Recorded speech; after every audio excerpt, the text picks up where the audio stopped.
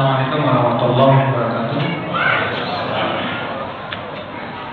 Alhamdulillahirabbil alamin wassalatu wassalamu ala asyrafil anbiya'i wal mursalin nabiyina Muhammadin wa alihi wa sahbihi wa man tabi'ahum bi ihsanin ila yaumiddin. Asyhadu an la ilaha illallah wahdahu la syarika lah wa asyhadu anna Muhammadan abduhu wa rasuluh. Allah Ta'ala fi kitabihil karim, ya ayyuhalladzina amanu taqullaha haqqa tuqatih wa la tamutunna illa wa antum muslimun. Amma ba'd. Ikhwatal Islam, azakumullah wa iyyakum. Rasulullah SAW mengabarkan kepada kita tentang akan datangnya suatu zaman di mana zaman tersebut zaman yang penuh kesabaran karena kerusakan yang luar biasa. Rasulullah SAW sabda dalam riwayat Tirmidzi, "Ya'ti 'alan nasi zamanun asabiru fihim 'ala din al-qabid 'ala al-jamr." Akan datang kepada manusia suatu zaman orang yang bersabar ia dalam berpegang kepada agamanya seperti orang yang memegang bara api. Dan dalam riwayat Imam Ahmad dalam musnadnya dari hadis Abu Hurairah, Rasulullah bersabda, "Wailun lil Arab min syarrin qad iqtarab, fitanan kaqita'il lailil mudlim, yusbihu ar-rajulu mu'minan wa yumsi kafiran, yabi'u qawmun dinahum bi'aradin min ad-dunya qalil, al-mutamassik yawma idin bidini al-qabid al-jamr." Celaka untuk kaum orang-orang Arab dari keburukan yang telah dekat. Itu datangnya fitnah bagaikan bagian malam yang sangat gelap. Di waktu pagi seseorang beriman dan di waktu sore seseorang kafir. Mereka menjual agamanya dengan sedikit dari kehidupan dunia. Dan orang yang berpegang kepada agamanya pada hari itu seperti memegang bara api. Ikhwatul Islam, azakumullah wa iyyakum. Hadis ini walaupun di dalam sanadnya terdapat padanya kelemahan-kelemahan, seperti dalam riwayat Tirmidzi ada sanadnya yang bernama Umar bin Syakir, perawi yang dhaif atau hampir. Demikian pula dalam riwayat Abu Hurairah pun juga terdapat perawi yang dhaif. Akan tetapi jalan-jalan itu saling menguatkan satu sama lainnya, sehingga insyaallah bismillah hadis ini menjadi hasan atau setidaknya sahih di ghairihi. Ikhwan Islam, azakumullah. Syekh Abdurrahman As-Sa'di rahimahullah ketika menjelaskan tentang hadis ini beliau berkata begini, "Hadza hadits aywan yaqtadi khabaran wa irsyadan." Hadis ini mengandung pengabaran dan bimbingan. Amma khabar fa inna Rasulullah sallallahu akhbara annahu fi akhir zaman yaqilu al-khayr wa asbabuhu wa yakthuru asy-syarr wa asbabuhu wa annahu 'inda dhalika yakunu mutamassiku bid-din min an-nas aqallul qalil. Adapun pengabaran, maka Rasulullah SAW mengabarkan bahwa di akhir zaman nanti kebaikan akan menjadi sedikit dan keburukan akan menjadi semakin banyak, dan orang yang berpegang pada waktu itu terhadap agamanya maka itu yang paling sedikit jumlahnya. Wa hadzal qalil fi halati syiddatin wa masyaqqatin 'azimatin. Ternyata yang sedikit ini pun juga dalam keadaan yang sangat payah. Ya. Kahalatil qabid al-jamr, seperti orang yang berpegang kepada bara api, min quwwatil mu'aridin, karena orang-orang yang menentang itu kuat sekali. Ya. Sementara orang yang berpegang kepada kebenaran lemah, sedikit jumlahnya, tidak punya kedudukan apa-apa. Wa kathratil fitan al-mudillah, banyaknya juga fitnah-fitnah yang menyesatkan. Fitnah asyubuhat wa syubbuh wa ilhad, seperti fitnah syubhat.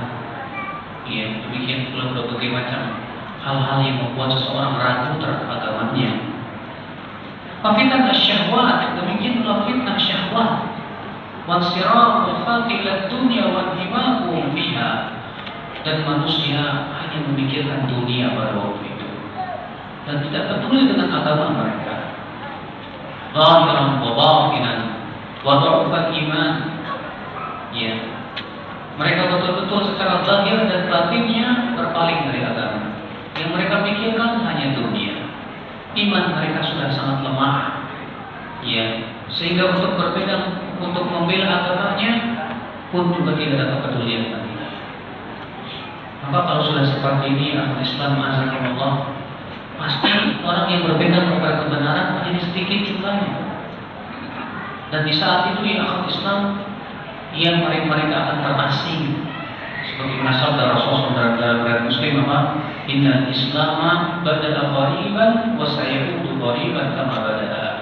Faquba lil ghuraba. Islam dimulai dalam keadaan asing, kata Rasulullah, dan nanti akan kembali menjadi asing.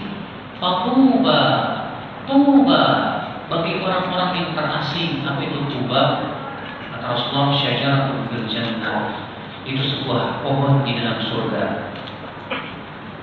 Akhwat Islam azakumullah wa iyyakum. Walakin al-mutamassik fi dinihi al-qa'im fi hadhihi al-mu'aradat wal awarid allati la yasbut laha illa al-basirati wal yaqin. Namun orang-orang yang berpegang kepada agama Allah yang tetap kokoh menghadapi berbagai macam rintangan-rintangan, dan itu tidak mungkin ya bisa dilakukan kecuali orang-orang yang diberikan oleh Allah basirah, ilmu yang dalam dan keyakinan yang kuat terhadap agama Allah Subhanahu wa taala. Wa ahlul imanil matin, keimanan mereka pun kokoh. Min afdalil khalqi, maka orang yang seperti ini termasuk orang yang paling utama di sisi Allah Subhanahu wa taala. Kenapa Pak? Ya, karena keadaannya mirip seperti di zaman Nabi di awal ketika berdakwah di Mekah. Ketika Rasul berdakwah di Mekah menghadapi berbagai macam rintangan, ternyata di akhir zaman pun ia pun ternyata subhanallah menghadapi penentangan yang sangat keras sekali. Tapi ia tetap bersabar, ia tetap kuat, ia tetap berpegang walaupun panas bagaikan bara api yang membakar. Orang seperti ini pahalanya sangat besar di sisi Allah Subhanahu wa taala. Ya Islam azakumullah wa iyyakum. Kata beliau, wa amma irsyad, itu tadi pengabaran. Sekarang bimbingan. Adapun bimbingan yang terkandung dalam hadis ini, fa innahu irsyadun li ummatihi an yuqtimu anfusahum ala hadhihi al-halah wa ya'rifu annahu la budda minha. وأن من اقتحم هذه العقبات وصبر على دينه وإيمانه مع هذه المعارضات فإن له عند الله أعلى الدرجات. Ada bimbingan untuk umat Islam, yaitu apa? Bahwasanya wajib setiap kita umat Islam meyakini bahwa keadaan seperti ini pasti dan pasti akan terjadi. Maka tentu kewajiban kita bersiap-siap menghadapinya. Bersiap-siap menghadapi keadaan kalau ternyata suatu ketika seperti Rasulullah kabarkan, seseorang berpegang kepada agamanya seperti berpegang bara api. Ya Islam azakumullah wa iyyakum. Mungkin kalau sekarang kita yang hidup yang tinggal di Jakarta belum bisa dikatakan seperti berpegang bara api. Kita masih nikmat kok.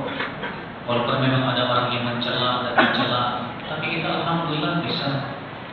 Tapi terkadang di suatu tempat sana berat sekali.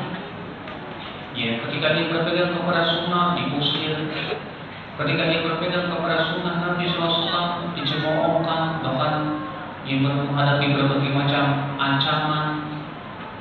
Nah, sebagian tempat seperti itu.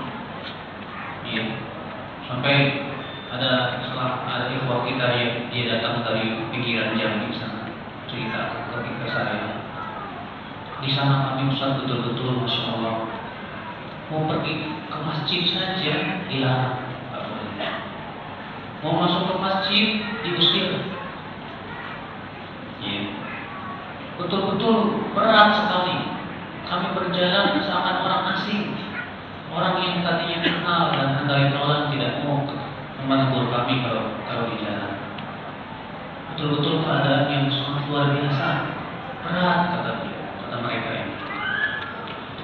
Subhanallah ya Pak Islam. Mungkin mereka yang seperti itu diberikan oleh derajat yang sangat tinggi oleh Allah karena kesabaran mereka. Subhanallah.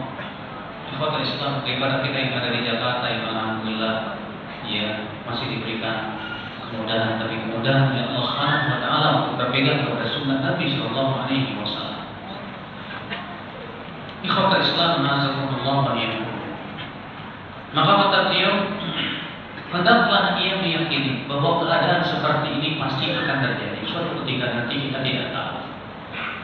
Walaupun kita jangan mengharapkan ya datangnya keadaan tersebut dan menimpa diri kita, tidak, karena kita tidak tahu apa-apa, kita akan sabar atau tidak. Ya, kewajiban kita adalah berdoa, Rabbana atina fid dunya hasanah wa fil akhirati hasanah wa qina adzabannar. Ya, itu yang kita selalu minta kepada Allah Subhanahu wa taala. Ikhwatul Islam, azakumullah wa iyyakum. Dari penjelasan Syekh Abdurrahman As-Sa'di ini, nanti kita ambil di beberapa pembahasan. Yang pertama, sebab-sebab mengapa ya orang yang berpegang kepada agama itu menjadi bagaikan memegang bara api. Apa yang menyebabkan hal itu terjadi? Yang pertama, yaitu kuatul mu'awwin, penentang yang kuat. Mereka yang menentang dakwah. Bisa jadi Pak, ya, mereka menentang dakwah dengan kekuatan. Mereka menggunakan kekuatan pemerintah misalnya, ataupun yang lainnya dan yang lainnya. Itu bisa jadi apa Islam sebetulnya kita lihat aja sekarang di zaman sekarang ya. Yang orang-orang Syiah didukung Amerika, didukung orang Cina, didukung oleh Masya Allah. Demikian pula orang-orang Nasrani, dukungan mereka dari dunia barat sangat kuat sekali. Sementara kaum muslimin Indonesia sekarang terus dipojokkan. Ya. Kalau gereja yang bermasalah, langsung. Tapi kalau yang di masjid sana di Sulawesi Utara itu, yang itu biasa saja. Selalu yang menjadi dimojokkan umat Islam. Umat Islam tidak punya kemampuan di negeri kita sendiri. Padahal di negeri ini umat Islam mayoritas. Tapi umat Islam lemah dan sangat lemah. Ya. Ini sebab yang pertama, yaitu adanya mu'amarah, konspirasi yang besar yang dilakukan dan dilancarkan oleh orang kafirin. Mereka berusaha mengeluarkan berbagai macam kekuatan mereka untuk menghalangi kebenaran yang Islam, terutama orang Yahudi dan Nasrani. Makanya Allah berfirman, "Lan tarda ankal yahudu walan nasara hatta tattabi'a millatahum." Orang Yahudi, orang Nasrani tidak akan ridho kepada kamu sampai kamu mengikuti milah mereka. Allah tidak mengatakan sampai kamu masuk milah mereka, tidak. Tapi Allah mengatakan sampai kamu mengikuti milah mereka. Makanya di dalam Islam sejarah bagaimana konspirasi Yahudi dan Nasrani untuk menghancurkan Islam dari awal Islam sudah kita saksikan sendiri. Ini dia Abdullah bin Sabah, orang Yahudi yang pura-pura masuk Islam. Di zaman Khulafaur Rasyidin, kaum kafirin tak mampu untuk menghancurkan Islam dengan fisik dan kekuatan, tak mampu Pak. Karena di zaman itu kejayaan Islam, Masya Allah, Islam tak mungkin kalah. Sampai-sampai negara adidaya Rusia dan Persia dan Romawi pun hancur lantak oleh pasukan kaum muslimin, kaum pasukan muwahhidin. Maka mereka menggunakan cara, bagaimana caranya? Ini dia Abdullah bin Sabah yang pura-pura masuk Islam, memperlihatkan kesolehan untuk mengambil hati kaum muslimin. Kemudian dia pun melihat dengan cermat apa kira-kira yang pintu yang paling empuk untuk dimasuki. Oh, kaum muslimin sangat cinta Ahlul Bait, kaum muslimin sangat cinta istri-istri Nabi, kaum kaum muslimin sangat cinta, maka ia pun kemudian dari pintu ini mereka masuk. Lalu dilihat daerah mana kira-kira yang cocok untuk penebaran. Oh, ternyata di daerah-daerah yang baru dibuka oleh Islam, di mana di Irak sana. Iya. Maka Abdullah bin Sabah pergi ke Irak di sana. Di sana pun kemudian dia memperlihatkan kesolehan, kezuhudan dan yang lainnya. Lalu setelah itu menebarkan racun yang berbisa kepada mereka. Dan berhasil dengan terbunuhnya Utsman bin Affan radhiyallahu anhu. Keberhasilan kilang gemilang dari Abdullah bin Sabah ini dia lanjutkan lagi dengan cara apa? Memberikan dan menebarkan keyakinan bahwa sebetulnya Ali bin Abi Thalib yang berhak menjadi khalifah. Lalu kemudian dilanjutkan lagi bahwa sebetulnya Ali lah yang berhak yang berhak menjadi nabi, bahwasanya malaikat Jibril salah alamat, harusnya kepada Ali dan kepada Nabi Muhammad. Sampai kemudian Abdullah bin Sabah pun mendakwakan bahwa Ali adalah Tuhan. Yang kemudian muncul yang disebut dengan kelompok-kelompok Sabaiyah di zaman Ali bin Abi Thalib. Sebagaimana Imam Nasai dan juga para ulama yang mengeluarkan bahwasanya ketika di zaman Ali bin Abi Thalib keluar kelompok Sabaiyah ini ditangkap oleh Ali bin Abi Thalib. Kemudian Ali bin Abi Thalib bertanya kepada mereka, "Masya'nukum, ada apa kalian ini?" Kata mereka apa? Ya, nu'min bi annaka ya Ali, ya Rabbuna anta alladhi yang khalaqtas samawati wal ardh. Kami beriman hai Ali, bahwa Engkau adalah Tuhan kami, kuasanya Engkau yang menciptakan langit dan bumi. Mendengar itu Ali bin Abi Thalib marah.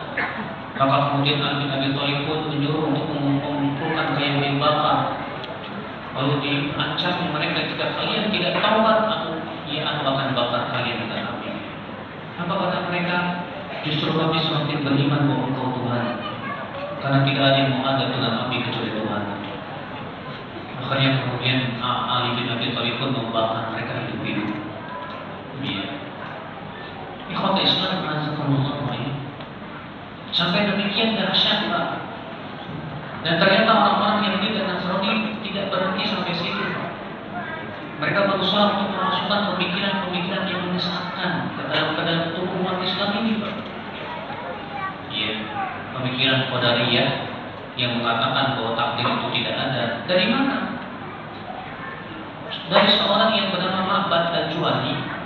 Dan ternyata Ma'bad al-Juhani ini didikan orang Nasrani yang bernama Susan, yang kemudian dia dilepaskan di tengah kaum muslimin, dan ia pun mendakwakan kepada keyakinan Qadariyah. Apa itu? Bahwa katanya takdir itu tidak ada. Makanya Imam Muslim meriwayatkan dalam Sahih Muslim di hadis nomor 1 dengan sanad yang sahih kepada Yahya bin Yahmar. Kata Yahya bin Yahmar, "Kana awwal man takallama fil qadar di Basrah Ma'bad al-Juhani." Adalah yang pertama kali berbicara tentang takdir itu di kota Basrah, namanya Ma'bad al-Juhani. Fantolaku ana Muhammad bin Abdurrahman al-Himyari hajaini mu'tamirain.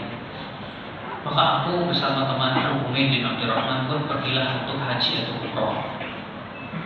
Fawfirta bi Abdullah bin Umar dakhilan al-masjid. Maka kami dipertemukan dengan Abdullah bin Umar yang sedang hendak masuk Masjid Nabawi. Ifadhanatu anna sahibi sayakil kalam ilaih. Maka kata Yahya bin Yahmar, aku pun berbicara kepada Abdullah bin Umar.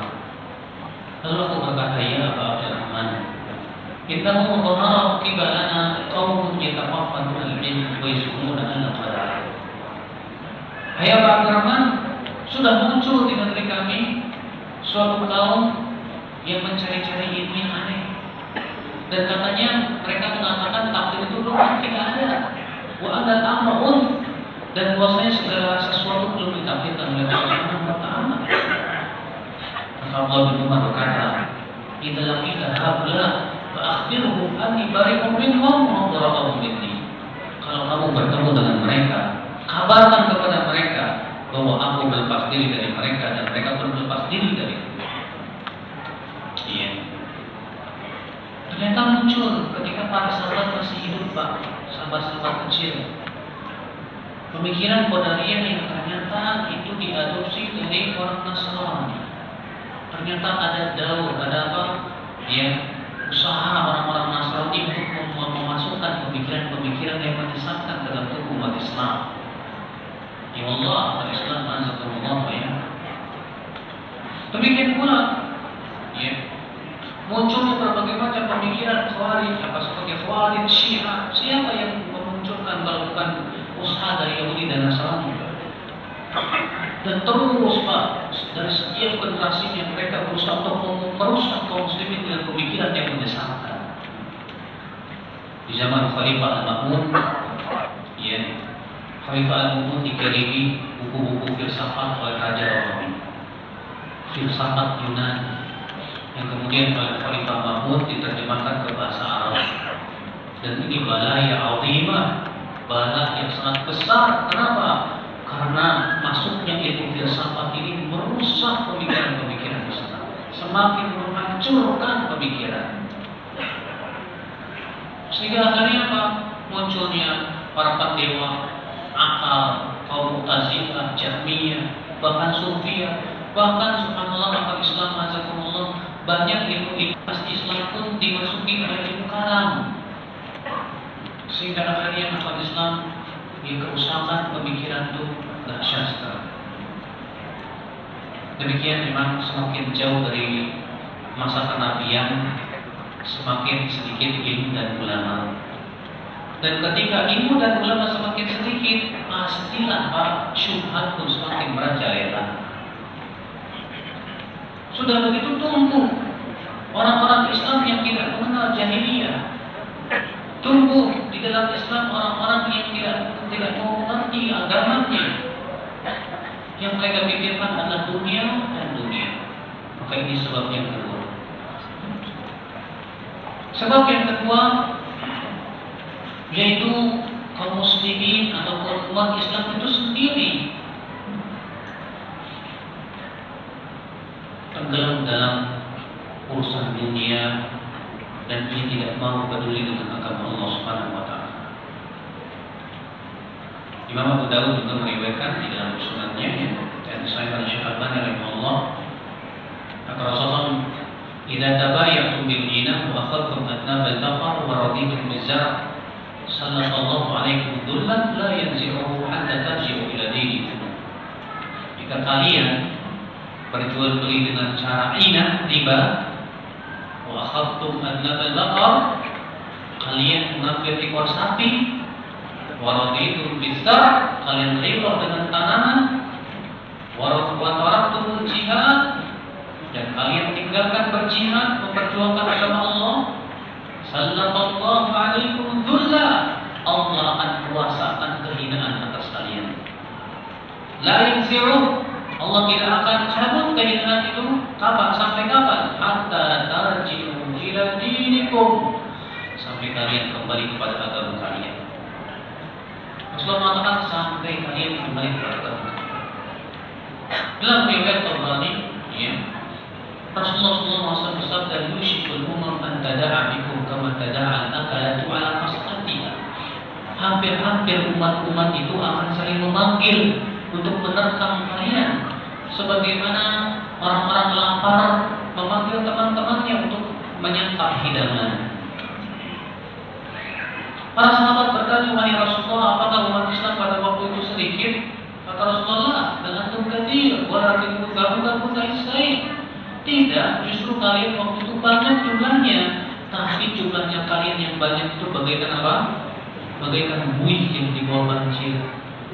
Ya. Kemudian Rasulullah sabda, "Wallazi nafsi biyadihi." Demi zat yang diriku berada di tangannya, la yanzi'anna Allah fi qulubi aduwwikum rahba minkum.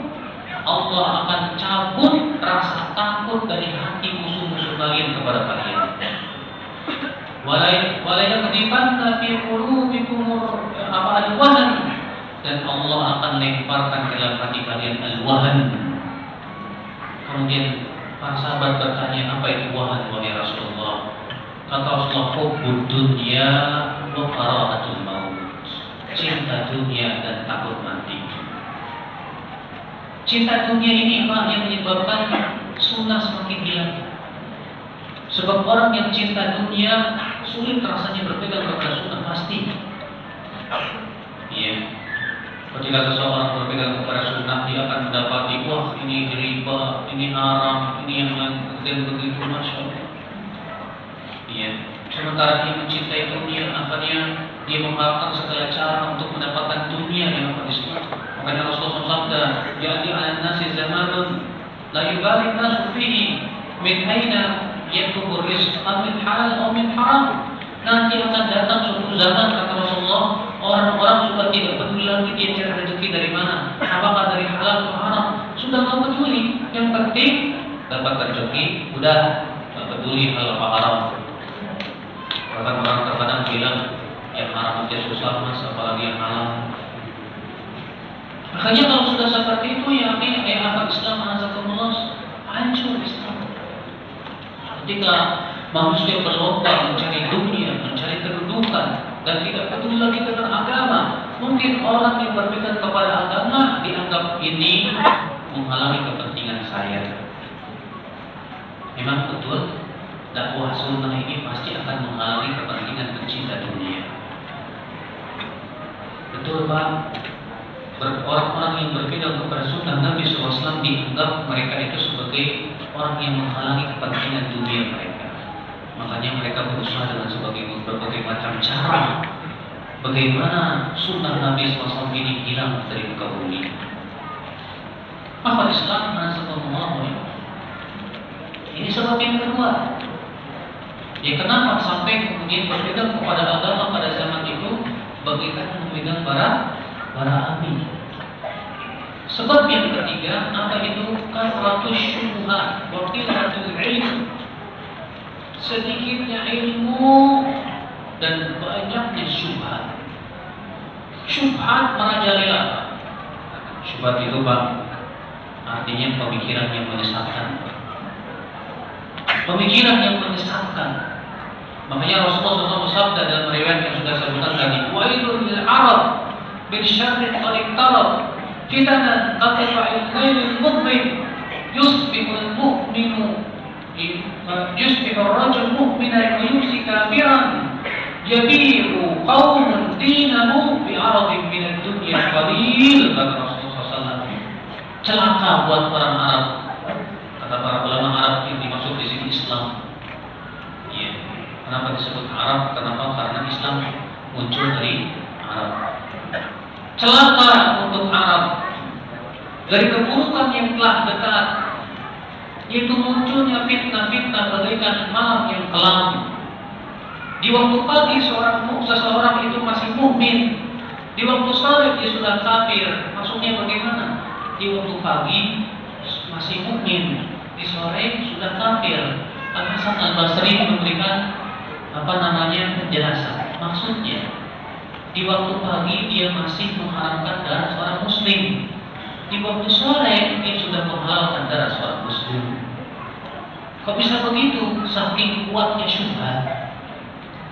Saking kuatnya apa? Syubhat dan lemahnya ilmu. Seseorang kalau lemah ilmunya akan mudah syubhat masuk kepada dia. Di waktu pagi dia masih menganggap haram, di waktu sore sudah menganggap halal. Di waktu pagi dia masih mempunyai keyakinan begitu yang sesuai dengan sunnah, di waktu sore sudah berubah lagi. Kenapa? Karena ilmunya yang lemah dan kekuatan yang syubhat yang dahsyat pada waktu itu. Maka akal Islam inilah yang tersebar. Ya kenapa berpegang kepada agama pada waktu itu begitu berat? Ternyata karena banyaknya syubhat yang merajalela. Makanya lihatnya apa Islam ya, bagaimana syubhat di zaman sekarang pun sudah mulai kuat sekali mencakar, mencengkeram. Syubhatnya orang Syiah, syubhatnya orang liberal, syubhatnya orang-orang yang mendakwahkan kepada kekufuran. Orang-orang awam yang ilmunya lemah mungkin akan sangat mudah terkena, sangat mudah. Allah ya Islam azakumullah. Kadang-kadang orang Syiah misalnya Pak ya, ketika berdakwah di suatu negara yang mayoritas Ahlussunnah, mereka tidak langsung mendakwakan Syiahnya, tapi yang mereka dakwakan pertama apa? Ya sudahlah, kita bersatu padu. Dari situ kemudian masuk Syiah pun sebetulnya salah satu mazhab Islam. Jadi nggak usah kita ribut-ributkan. Ini masalah-masalah yang kita harus saling menghormati. Masuk Pak. Orang awam menganggap, oh iya ya, betul. Karena kelemahan ilmu, dia tidak tahu tentang hakikat Syiah, siapa Syiah itu. Iya. Akhwat Islam azakumullah, banyak di antara kita. Lihat, yang para mahasiswa di IAIN sana atau yang lainnya, yang dosen-dosennya liberal. Banyak di antara mereka sangat mudah dicekoki pemikiran-pemikiran liberalis. Akhirnya keluarannya jebolan-jebolannya jadi liberal semuanya. Hancur dan rusak. Kenapa? Karena itu mereka lemah. Sementara syubhat di bawah kuat sekali ya akhwat Islam azakumullah. Ini sebab yang ketiga yang menyebabkan hal itu bisa terjadi ya akhwat Islam azakumullah. Sebab yang keempat, ikhwatul Islam azakumullah wa iyyakum, yang menyebabkan hal seperti itu bisa terjadi, ya, yaitu ikhwatul Islam azakumullah wa iyyakum, kuatnya fitnah syahwat. Fitnah syahwat. Syahwat itu identik kepada tiga. Apa itu? Harta, wanita, tahta. Ini syahwat. Syahwat itu selalu tidak lepas dari tiga ini. Kalau tidak harta, ya wanita. Kalau tidak wanita, ya tahta. Syahwat. Dan Nabi SAW mengabarkan bahwa orang yang sangat rakus terhadap kehidupan, terhadap syahwat ini lebih berbahaya daripada serigala. Imam Bukhari dan Muslim meriwayatkan bahwa Rasulullah SAW bersabda apa? Kata Rasulullah, "Ma ti'bani ja'ian, tidaklah dua ekor serigala lapar, ursila fi ghonamin, yang dilepaskan pada sebuah kelompok kambing, bi'afsadalaha mimman harisal mala wasyaraf ini."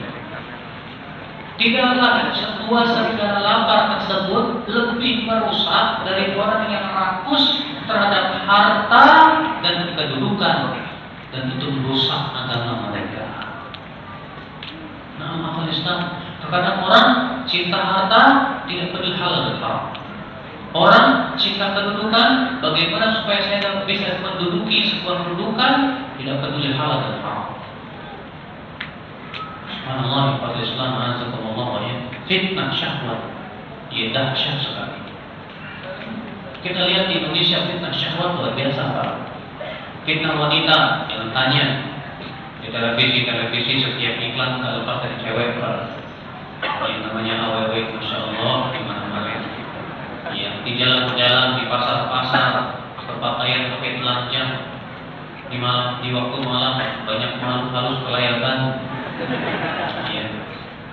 Mereka sudah tidak punya malu lagi Pak.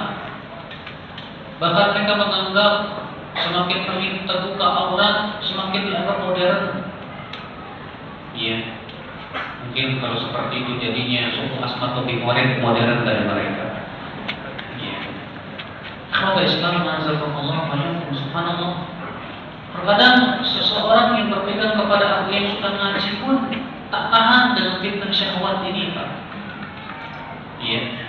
Seorang akhwat tak tahan dengan fitnah syahwat ikhwan yang masya Allah, yang genit, yang menggoda dia lewat Facebook. Seorang ikhwan apalagi juga yang lebih banyak ikhwannya. Iya. Mainan Facebook sampai jam 3 malam. Ya, niatnya mata dua katanya. Padahal kenalan sama akhwat, sama AWW. Ya, niatnya sih pengen menceramahi katanya. Padahal pada udah dibalik PY. Ya, modus. Hati-hati lagi. Ini semuanya adalah media-media yang bisa mengandung syahwat. Apalagi adanya internet. Antum tahu sendiri di internet yang namanya internet, masya Allah, fitnah syahwat luar biasa di sana. Walaupun di internet ada kebaikan, tapi di sana pun banyak keburukannya. Ikhwatul Islam azzakumullah yang lihat. Ya, sebab yang menyebabkan akhirnya apa? Ya, semakin Islam itu asing, semakin berat ujian dan fitnah yang melanda tersebut. Akhirul Islam azzakumullah ya. Ini sebab-sebabnya. Sekarang pembahasan yang kedua adalah bagaimana menghadapinya. Apa sikap kita ketika kita dihadapkan pada suatu keadaan yang begitu berat berpegang kepada agama Allah Subhanahu wa taala. Karena setiap mukmin, ingat, setiap mukmin yang dia pikirkan adalah keselamatan agama. Makanya kata Rasulullah SAW ya, kata Rasulullah, "Tajibul fitnah fayaqul mu'min hadhihi muhlikati." Akan datang fitnah, maka seorang mukmin berkata, ini yang akan membinasakan diri. Demikian pula dalam riwayat Bukhari Rasulullah sabda, "Yushiku an yakuna khaira mali muslim ghanaman yatba'u bi sya'ab al-jibal wa mawaqi' al-qabr yafirru bi dini min al-fitan." Hampir-hampir harta yang terbaik bagi seorang muslim adalah kambing yang dia pelihara di puncak-puncak gunung dan di lembah-lembah. Ia lari membawa agamanya dari fitnah. Seorang mukmin Bapak sangat khawatir agamanya rusak. Seorang mukmin itu Pak khawatir dia terkena fitnah, syahwat dan syubhat. Maka dia rela untuk meninggalkan dunia demi untuk mempertahankan agama.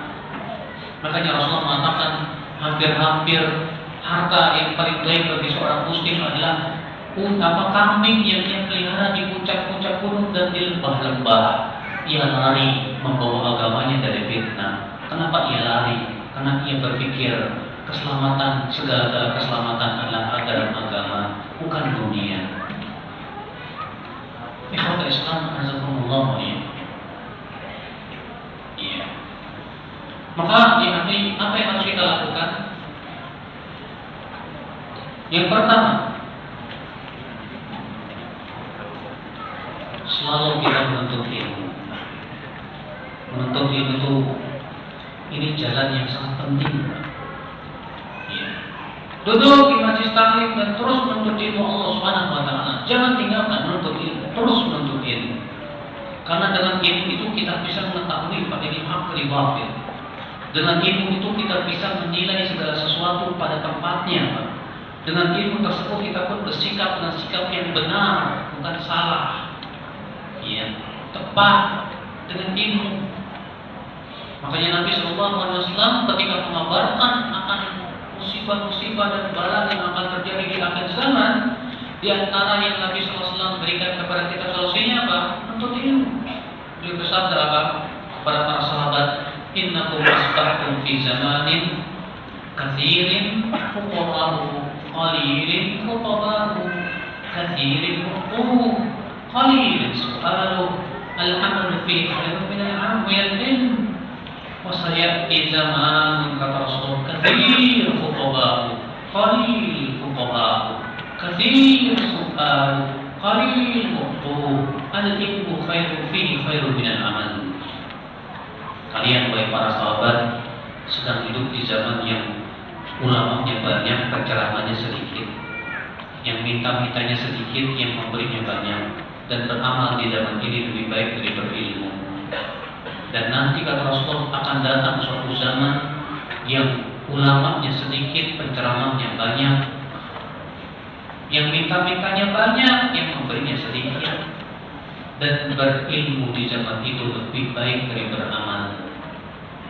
Lihat, Rasulullah SAW mengatakan di zaman seperti itu, di saat ulama sedikit, penceramah banyak, di saat banyak orang yang minta-minta dan yang memberi sedikit, disitulah kata Rasulullah berilmu pahalanya jauh lebih besar, menuntut ilmu lebih besar, lebih tekankan. Sekarang ini di Indonesia ulama sedikit, penceramah banyak Pak, penceramah banyak, tuh lihat dari seleb di televisi yang ngomongin ngaco. Ya. Katanya pemimpin boleh selain muslim. La haula wala quwwata illa billah. Bertabrakan dengan Al-Quran, hadis, ijma para ulama. Ya, hanya dengan mengatakan kiasnya dengan pilot, ini kias dagelan, Pak. Ya.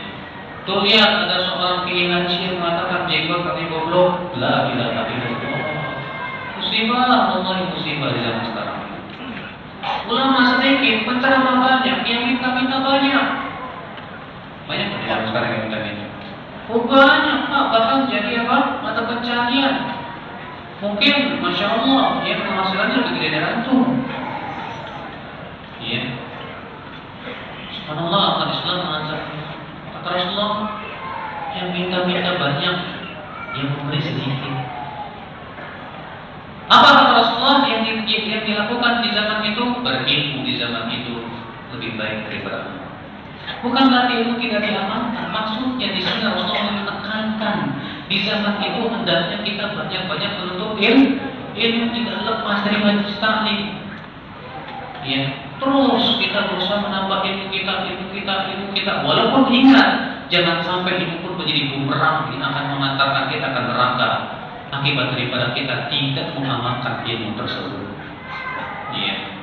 Maka sambil kita menuntut ilmu, sambil kita mengamalkan ilmu, Pak. Karena tujuan kita menuntut ilmu adalah untuk menimbulkan rasa takut kepada Allah Subhanahu wa taala. Ya. Sebagaimana Al-Hasan Al-Basri berkata, "Laisal ilmu bi kathratir riwayah, walakinnal ilm al-khasyah." Ilmu itu bukan dengan banyak hafal riwayat, akan tetapi hakikat ilmu itu apa? Yang menimbulkan rasa takut kepada Allah Subhanahu wa taala.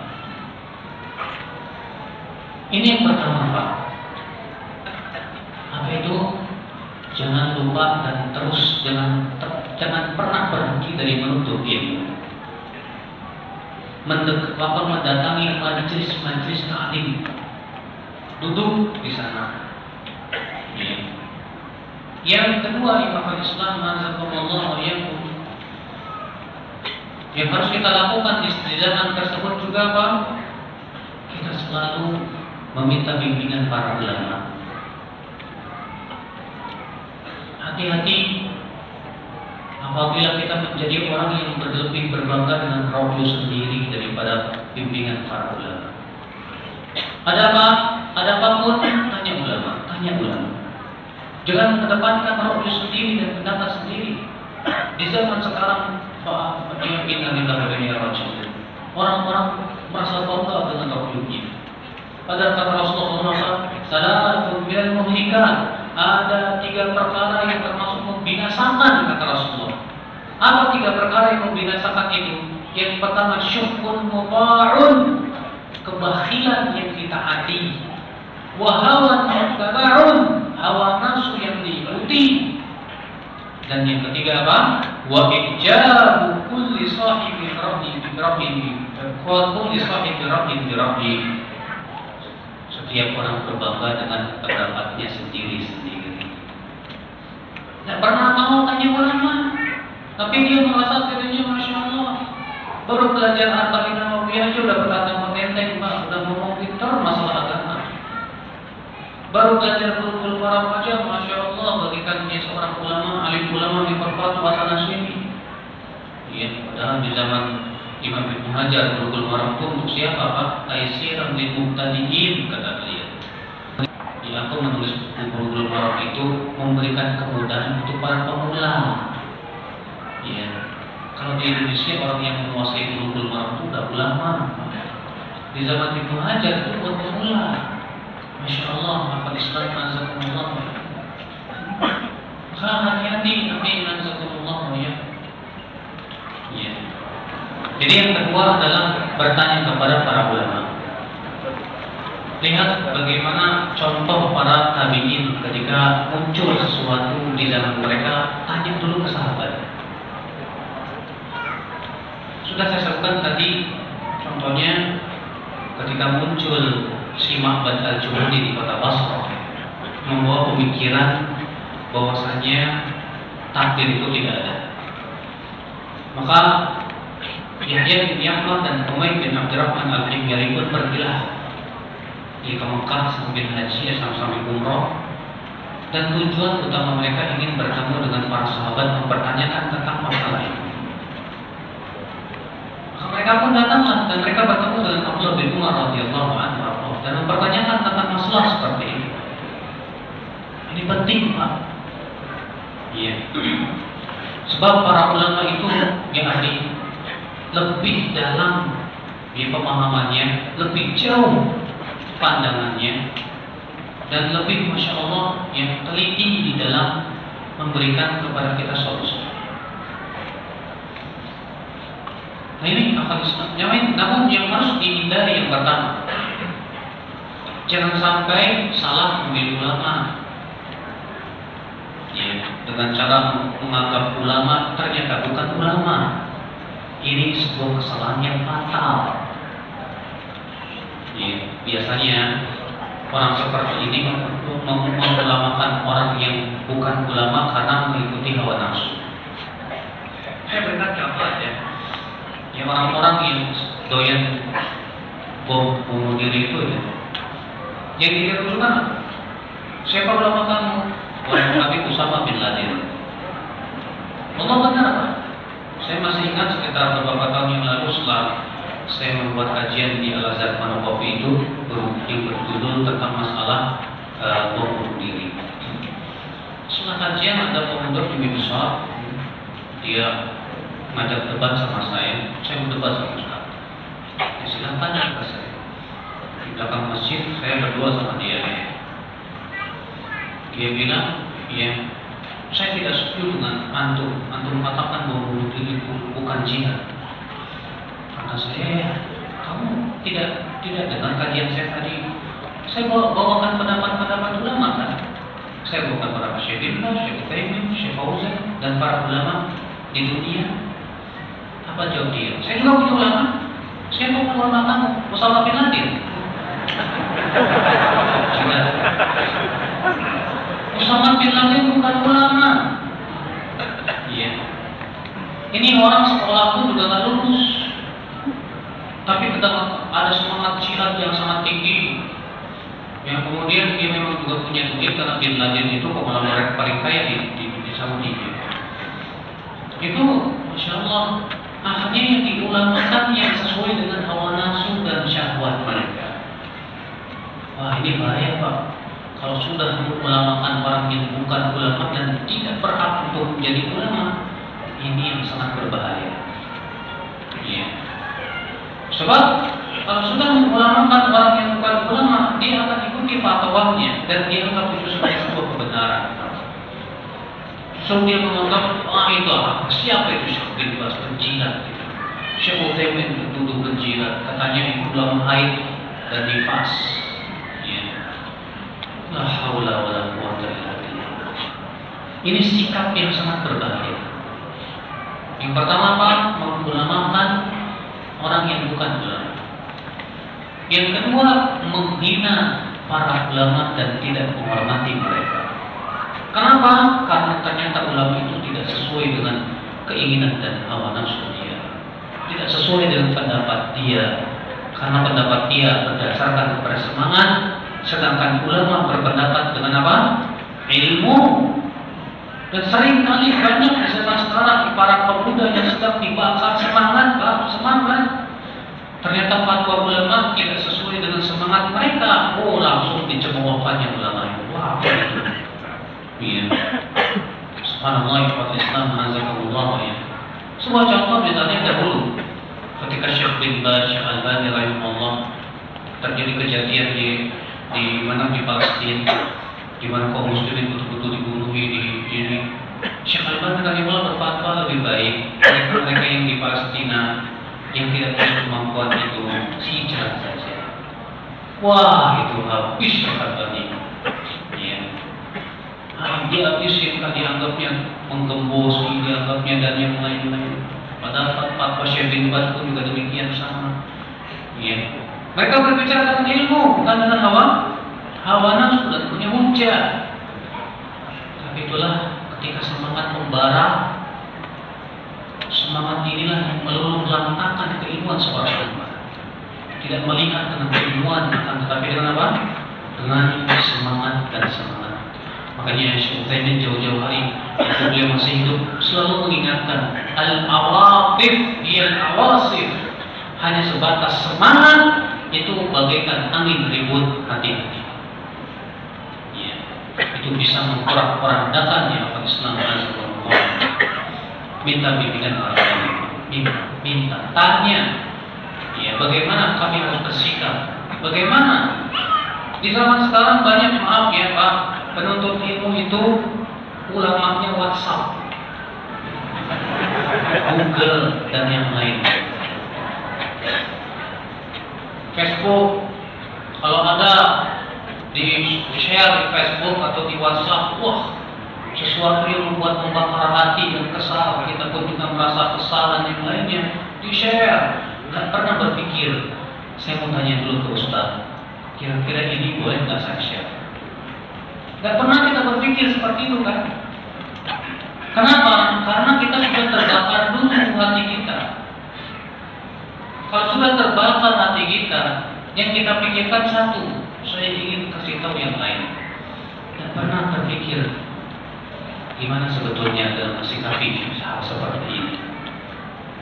Coba tanyakan kepada asatidzah yang Masya Allah kuat keilmuan mereka, supaya kita tidak tergesa-gesa di dalam mengambil sebuah sikap yang Islam. Makanya kata para ulama seperti Syekh Utsaimin, betapa pentingnya para pemuda di zaman ini untuk mereka dibimbing oleh para ulama. Berbahaya ketika para pemuda tidak dibimbing oleh ulama. Iya. Mereka akan melakukan sebuah reaksi-reaksi dan aksi-aksi yang terkadang bisa merugikan Islam dan kaum muslimin itu sendiri. Islam azakumullah ya. Kemudian yang ketiga, apa sikap yang harus kita lakukan? Yang ketiga adalah menempa kesabaran. Dan menempa kesabaran itu tak mudah Pak, karena sabar itu berat. Makanya Rasulullah SAW memberikan perumpamaan sabar itu seperti apa? Seperti sinar matahari. Kata Rasulullah, "Wasabru diyaun," dan sabar itu seperti sinar matahari. Sinar matahari manfaat tidak Pak? Manfaat banget. Cuma kalau antum dijemur di bawah sinar matahari enak nggak Pak? Aduh, enak banget. Ya. Manfaat iya betul, tapi kalau dijemur nggak kuat. Ya. Banyak orang yang tidak kuat. Ya. Menempa kesabaran itu tak mudah. Sabar itu indah didengar di hati, di telinga Pak. Indah. Kalau antum mendengar ada orang Masya Allah dibilang sabar banget ya, indah rasanya. Tapi ternyata untuk melakukannya tak mudah. Banyak orang selalu berkata, sampai kapan kita bersabar? Dengar itu? Iya. Sampai kapan kita bersabar? Nggak bisa. La ilaha illallah. Ketika Rasulullah bersabda, "Inna satakunu atharah," sesungguhnya akan muncul nanti al-atharah. Siapa itu pemimpin-pemimpin yang lebih mementingkan dirinya daripada rakyatnya. Apa kata Rasulullah? "Fasbiru," bersabarlah kalian. Sampai kapan ya Rasulullah? Kata Rasulullah, "Hatta al-qawmi ala haud," sampai kalian berjumpa denganku di telaga haud. Jadi sabar sampai kapan? Sampai mati. Sampai mati. Tapi banyak pemuda yang begitu semangat berkata apa? Sampai kapan kita sabar? Kalau tidak hari Allah, dia tidak beriman bahwasanya Allah berfirman, dia kurang beriman akan firman Allah, "Innallaha ma'as sabirin." Sesungguhnya Allah bersama orang-orang yang bersabar. Ya, Allah bersama orang-orang yang bersabar. Dan kesabaran itu pasti memberikan hasil, memberikan hasil. Sebaliknya tidak sabar tidak akan memberikan hasil kecuali kerugian. Allah, saya katakan demi Allah, ini yang mujarab, kenyataan. Orang-orang yang sabar selalu diberikan pertolongan oleh Allah. Contoh yang pertama, orang-orang yang bersabar dan diberikan pertolongan Allah siapa? Nabi Musa dan Bani Israil menghadapi Fir'aun. Ketika Fir'aun memberikan keputusan untuk membunuhi anak-anak, setahun ini laki-laki, setahun depan anak perempuan. Apa kata Nabi Musa? Wa qala Musa liqaumi ista'inu billahi wasbiru innal arda lillahi yurithuha man yasha'u min ibadihi wal 'aqibatu lil muttaqin. Berkatalah Musa kepada kaumnya, hai kaumku, bersabarlah kalian menghadapi Fir'aun yang kejam seperti ini. Sesungguhnya bumi itu milik Allah, yang Allah akan wariskan kepada siapa yang Allah kehendaki, dan akibat yang baik buat orang yang bertakwa insyaallah. Maka Bani Israil itu bersabar. Maka Allah berfirman apa? Wa tammat kalimatu rabbika husna 'ala bani Israil bima sabaru. Dan telah sempurna kalimat Rabbmu yang baik itu kepada Bani Israil disebabkan kesabaran mereka. Wa dammarna ma kana yasta'u Fir'aun wa qaumuhu wa ma kanu ya'rishun. Dan kami pun hancurkan Fir'aun dan apa yang mereka lakukan dan apa yang mereka telah bangun. Subhanallah, dari kesabaran ternyata diberikan oleh apa? Kemenangan.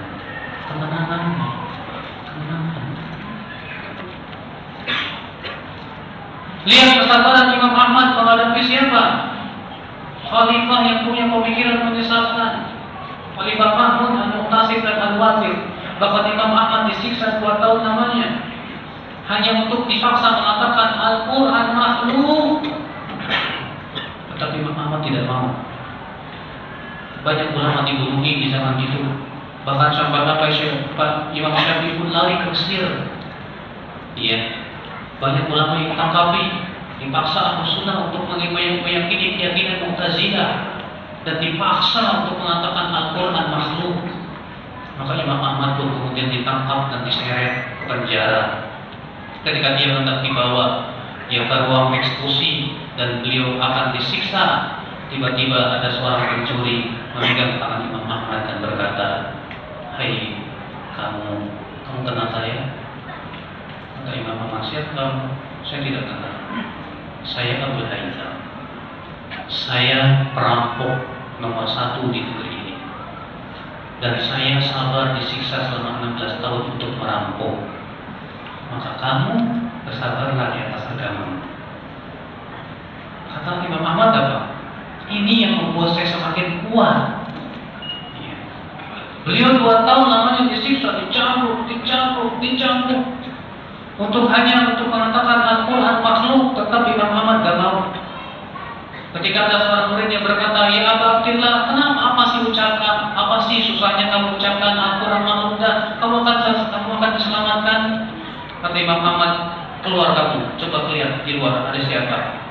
Dia berkeluar, ternyata ribuan orang sudah menunggu jawaban Imam Ahmad. Siap-siap mau dicatat. Kata Imam Ahmad, kalau aku katakan Al-Quran makhluk, berapa banyak orang yang akan tersesat gara-gara aku? Tidak, demi Allah. Setelah 2 tahun lamanya, Khalifah Al-Mu'tasim billah pun meninggal dunia dalam keadaan diberikan penyakit yang mengerikan sekali, akibat daripada menyiksa Imam Ahmad bin Hanbal. Digantikan oleh adiknya yang bernama Al-Wathik billah. Di zaman Al-Wathik terjadi debat antara ulama Mu'tazilah dan ulama Ahlussunnah. Ya. Di mana intinya adalah ulama Ahlussunnah berkata kepada pentolan Mu'tazilah ini, yang kamu serukan ini, apakah diketahui oleh Rasulullah, Abu Bakar, Umar, Utsman dan Ali? Kata dia, tidak. Kata ulama Ahlussunnah ini, subhanallah, yang Rasulullah dan para sahabatnya tidak ketahui, kamu ketahui? Apa kata dia? Coba ulangi lagi. Yang kamu dakwakan itu bahwa Al-Quran makhluk dan yang lainnya, apakah diketahui oleh Rasul dan para sahabatnya? Tahu? Kata ulama ini, apakah mereka mendakwakannya? Tidak. Subhanallah, sesuatu yang tidak didakwakan dan mereka kamu dakwakan. Mendengar itu Al-Wathik billah langsung tutup mulut, pergi dia ke kamarnya dan berkata, benar orang ini. Sesuatu yang tidak dakwakan oleh Rasulullah dan para sahabatnya, kenapa saya harus dakwakan? Ya. Akhirnya dia berkata, lepaskan semua yang ada di penjara. Termasuk Imam Ahmad pun kemudian dilepaskan. badannya sudah remuk, bayangkan 2 tahun disabutin terus. Ya, sesampainya di rumah Imam Ahmad, berkumpullah para fuqaha Baghdad. Tahu para fuqaha Baghdad, ilmunya lebih dari dokter zaman sekarang, Pak. Apa kata mereka? Ya Aba Abdillah, inna hadzal amr qad tafaqam. Ini perkara sudah terlalu berat, ya Aba Abdillah. Ayo kita memberontak, kita ganti situasi itu. Apa kata Imam Ahmad? Ad-dima, jangan kalian korbankan darah kaum muslimin. Jangan, sabar. Iya.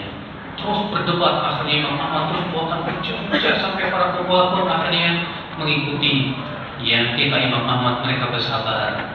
Tak lama kemudian Pak, tak sampai hanya tidak sampai 2 tahun, bahkan setahun, Al-Wasik pun mati dan digantikan oleh Al-Mutawakkil ala Allah akhirnya.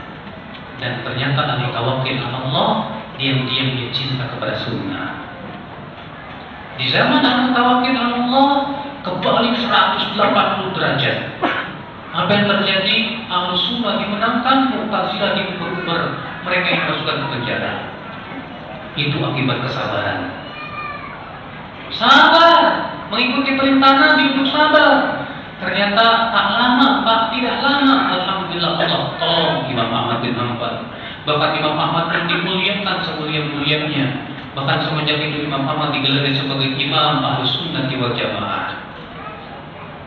Nah, ya akhwat Islam, azakumullah, sabar itu memberikan hasil. Makanya Anda jangan berkata sampai kapan kita bersabar. Nah, kita tetap bersabar sampai bertemu dengan Rasulullah SAW, insyaallah. Tapi untuk sabar itu memang berat. Ya. Lalu bagaimana Pak kita menempa kesabaran? Ini yang harus kita tempat terus, Pak. Ya. Yang harus kita tempat dan kesabaran, Pak. Kesabaran. Menempa kesabaran itu, Pak, sesuai dengan jenis sabar dalam Allah. Karena sabar itu kata para ulama ada 3 tingkatan. Yang pertama yang tinggi sabar dalam ketaatan. Yang kedua yaitu sabar dalam meninggalkan kemaksiatan. Dan yang keempat sabar menghadapi ujian dan cobaan. Sabar dan ketaatan, masya Allah. Kita sabar dalam menaati Allah Subhanahu wa Ta'ala. Maka menempa kesabaran pada waktu itu dengan cara apa? Ya dengan cara kita mengharapkan yang ada di sisi Allah berupa apa pahala yang besar. Sabar. Memang yang kalau mau ngomong sabar tuh gampang banget sih. Kita terkadang mau sholat tahajud aja nggak sabar ya. Ya. Bangun jam 2, aduh ngantuk ah. Ya. Makanya tidur lagi. Terkadang kita untuk melanggengkan sholat sunnah rawatib yang 12 rakaat itu nggak sabar, Pak. Ya ada aja alasan, ada aja dan yang lainnya. Terkadang Pak untuk baca Quran 1 hari 1 juz nggak sabar, Pak. Terkadang kita Pak, masya Allah untuk mengamalkan amalan-amalan yang sifat sunnah itu kurang sabar. Disitulah kurangnya kesungguhan kita ya Islam di dalam menempa kesabaran dalam ketaatan. Ya, apalagi kalau sudah ada WhatsApp dan yang lainnya, lagi baca Quran, lagi baca Quran, astagfirullah, lagi baca buku, masya Allah, ya, istirahat dulu lah, istirahatnya 2 jam, baca cuma 15 menit. Itulah kita. Itu menunjukkan disitulah kesabaran kita. Kalau kita pengen tahu ya tentang kesabaran kita dalam ketaatan, lihat aja deh kita di dalam ketaatan selama ini bisa nggak sih menjaga? Coba antum bisa nggak menjaga baca Quran setiap hari 5 lembaran ya? Banyak kan Ustaz 5 lembar. Setiap hari 3 lembaran. Bisa nggak sabar itu? Kalau kita nggak bisa sabar, itulah berarti kadar kesabaran kita dalam ketaatan. Tapi kalau kita bisa menjaga, masya Allah, ya setiap hari 3 lembar, alhamdulillah, syukur-syukur tambahin menjadi 1 juz setiap hari, setiap bulan khatam Quran. Kalau dahulu Rasul dan para sahabatnya khatam Quran biasanya setiap 7 hari. Ya. Kalau kita 7 hari Ustaz, ya. sebulan aja nggak kelar-kelar. Bisa apa-apa lah, yang penting kita berpikir kita harus sabar, melatih kesabaran kita di atas kelantang gimana gitu. Iya. Yang kedua, sabar dalam meninggalkan maksiat. Coba antum ketika sendirian, kemudian di hadapan antum ada maksiat, sabar nggak waktu itu? Ya, kalau kita tidak sabar, disitulah letak kesabaran kita. Ya, disitulah letak kesabaran kita. Makanya subhanallah ya, hakikat ujian itu di saat maksiat ada di depan kita, enggak ada yang tahu siapa-siapa kecuali Allah Subhanahu wa taala saja. Nabi Yusuf alaihissalam di depannya seorang wanita yang cantik jelita, wanita bangsawan, hanya di kamar berdua, tidak ada siapapun lagi, dan dia sudah menawarkan dirinya. Bayangkan kalau antum di depan antum wanita yang cantik jelita, di kamar tidak ada siapa-siapa, ngajak wanita antum, gimana kira-kira? Ya, sulit untuk bersabar, Pak. Itulah ujian. Ya. Maka kita pun juga ya, apa Islam, nasakumullah, yang diuji oleh Allah Subhanahu wa taala terkadang dengan maksiat yang mudah kita lakukan. Kalau dahulu para sahabat diuji oleh Allah dengan apa? Ketika mereka umroh, ya, berihram, tiba-tiba itu binatang buruan ada dekat sendiri, kelinci, hijau, dekat aja, bisa dipegang. Ketika mereka tidak sedang ihram, jauh. Makanya Allah katakan, ya ayyuhalladzina amanu la yabluwannakumullahu bisyai'in minas-saydi tanalu aydikum wa rimahukum ya'lamallahu man yakhafuhu bil ghaib. Hai orang-orang yang beriman, kami akan uji kalian dengan binatang-binatang buruan yang mudah kalian dapatkan, yang bisa dipegang oleh tangan-tangan kalian di saat kalian ihram, agar Allah mengetahui siapa di antara kalian yang takut kepada Allah di saat sendirian. Kalau dulu para sahabat diuji oleh Allah dengan binatang buruan yang mudah didapat ketika ihram, sekarang kita diuji oleh Allah dengan gadget, ya, dengan smartphone. Mudah untuk kemaksiat di sini, Pak. Mudah tidak? Mudah dan sangat mudah. Di saat kita sendirian seringkali syahwat kita menggebu dan kita pun kalah.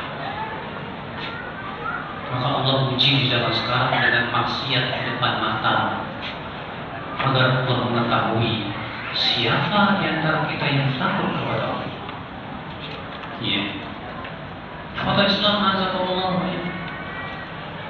Maka ini kita melihat kesabaran kita sudah sampai mana menghadapi maksiat.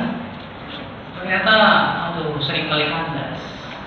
Apalagi di saat syahwat menggebu, maksiatnya kuat, udah. Ya, rasa takut kepada Allah nomor 2 dia lebih nanti. Allah musta'an melindungi. Kemudian demikian pula sabar menghadapi kesulitan hidup, ujian dan yang lainnya. Mungkin orang miskin menang dalam hal ini, Pak. Mereka sudah terbiasa hidup susah, menderita, payah, maka mereka lebih mampu untuk fight, yang menghadapi kehidupan yang keras. Dan kita yang terbiasa dengan kenikmatan demi kenikmatan, tidurnya di atas kasur yang empuk dengan AC yang dingin, dengan selimut yang masya Allah, di sisinya istri yang cantik jelita. Masya Allah, Islam azakumullah. Terkadang kita tidak mampu menghadapi ujian demi ujian, sedikit dikasih rasa sakit, ngeluhnya di mana? Status sedang sakit, atau ngeluhnya tidak secara langsung dengan cara berdoa, ya Allah sembuhkan penyakitku. Biar tahu ya orang kalau dia lagi sakit. Subhanallah, Islam azakumullah. Maka yakin azakumullah ya. Inilah kita ingin tahu sejauh mana sih kesabaran kita dan kesungguhan kita dalam bersabar, dalam ketaatan menjauhi maksiat. Seringkali kesungguhan kita ini Allah lama dan sangat lama. Kalau kita cari duit saja sungguh-sungguh, Pak. untuk cari surga kurang kita suruh sungguh. Akhwat Islam, azakumullah ya, maka sabar. Ya sabar, sabar.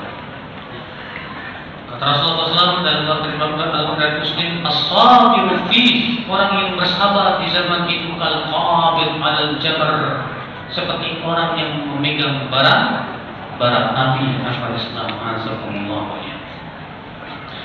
Ini yang ketiga, bahwa yang kita lakukan menempa kesabaran. Yang keempat, yang kita lakukan yang umat Islam azakumullah, jauhi tempat-tempat fitnah. Jauhi ya tempat-tempat yang menyebabkan agama kita terfitnah. Fitnah baik itu syahwat maupun syubhat. Jangan kita malah mendekati tempat-tempat yang di situ banyak syubhat dengan duduk di majlis-majlis yang diasuh oleh pemikiran-pemikiran yang menyesatkan. Ya, jangan pula kita duduk ataupun berada di tempat yang di situ banyak syubhat. Antum sering-sering pergi ke mall yang banyak perempuan telanjang, hati-hati juga Pak. Ya, di sana itu banyak-banyak, yang namanya mall-mall itu sendiri Pak, ya, plaza-plaza di situ nangkainya malu halus biasanya. Penjaga-penjaganya pun juga, you can see, sequel dan yang lain. Allah musta'an, menitikkan, apalagi kalau kayak ini terkenal sekali, tanya aja, ya, yang pengalaman. Allah musta'an dengan dugamnya dan yang lainnya. Jangan kita sengaja dengan pedenya, insyaallah saya tidak akan terfitnah. Nah ya Nabi, syubhat, fitnah itu begitu kuat, sementara hati kita sangat lemah. Ini dia Imam Ahmad bin Hanbal, pernah beliau sedang berjalan dengan anaknya melewati majelis taklimnya orang Mu'tazilah. Maka kata Imam Ahmad, hai anakku, tutup telingamu. Imam Ahmad pun menutup telinganya sambil jalan. Ketika ditanya, ya Abdullah, kenapa kau lakukan itu? Kata Imam Ahmad, sungguh hati ini lemah, sementara syubhat itu begitu kuat. Sampai-sampai dia takut, nggak mau dengar. Kita malah sengaja buka-buka situs yang kayak gituan. Sengaja kita mau malah buka-buka website yang kayak gituan. Dengan alasan cuma pengen tahu. Iya, pertama pengen tahu. Lama-lama Anda akan terkena, walaupun terkena debu-debunya dari syubhat tersebut. Kalau ulama sekali buat Imam Ahmad, Imam Malik saja melewati majlis taklim yang lebih begini kok. Nah antum malah diginiin. Hati-hati ya Allah. Jauhi tempat-tempat fitnah dan syahwat itu. Jauhi fitnah-fitnah syubhat itu yang akan bisa melunturkan agama kita ya Islam azakumullah wa iya. Ya akhi azakumullah wa iya. Makanya kan dalam hadis yang sudah saya lakukan tadi ya, di awal hampir-hampir binatang atau ternak yang paling bagus untuk kita, harta yang paling bagus seorang muslim itu adalah kambing yang dipelihara di mana? Di puncak-puncak gunung dan di lembah-lembah. Kenapa? Lari membawa agama dari fitnah. Berarti seorang mukmin itu harus lari dari fitnah.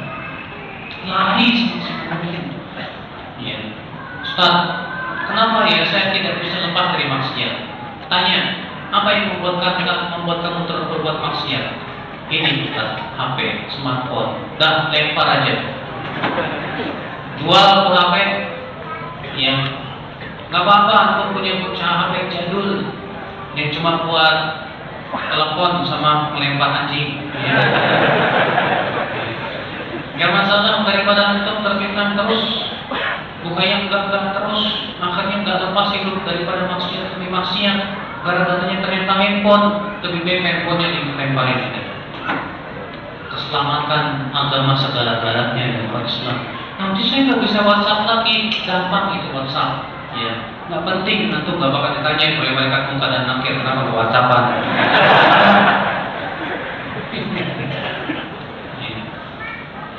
Ikhwatul Islam, azakumullah.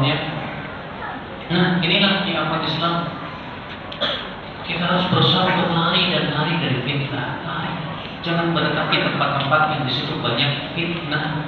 Jangan mendekati di situ tempat-tempat yang banyak syubhatnya. Ikhwatal iman, a'azakumullah wa iyyakum. Kemudian yang keempat. Yang kelima ya. Alhamdulillah yang keempat. Yang kelima, berusahalah hati kita memahami tentang hakikat kehidupan dunia dan berhati-hati jangan sampai kita tertipu oleh dunia. Kalau kita hidup kita ini selalu bersenang-senang dan menikmati dunia, itu menyebabkan iman kita lemah dan kita pun jadi cengeng, nggak bisa sabar. Makanya Rasulullah SAW, "Laisal mu'min bil mutana'ibin." Mukmin itu bukan orang yang suka berfoya-foya, bersenang-senang, bernikmat-nikmat. Bukan. Mukmin itu bukan orang seperti itu. Sangat tercela kita yang sudah menuntut ilmu kerjaannya setiap hari nyari kuliner. Bukannya nggak boleh makan, tapi itu termasuk menikmat terlalu yang berlebihan dalam menikmati dunia. Tak bagus, Pak. Sedangkan kata Rasulullah, "Laisal mu'min bil mutana'ibin." Mukmin itu bukan orang yang suka tanahum itu suka nikmat-nikmatan aja kerjanya. Enggak. Seorang mukmin hidupnya itu sungguh-sungguh dalam kehidupan. Dia sungguh-sungguh dalam ibadahnya, dalam mencari nafkahnya. Kalau dunia diberikan kenikmatan, dia gunakan untuk di jalan Allah Subhanahu wa taala. Alhamdulillah. Makanya ya, ketika kita membiasakan diri kita dengan nikmat, dia biasa kalau kemana-mana pakai mobil.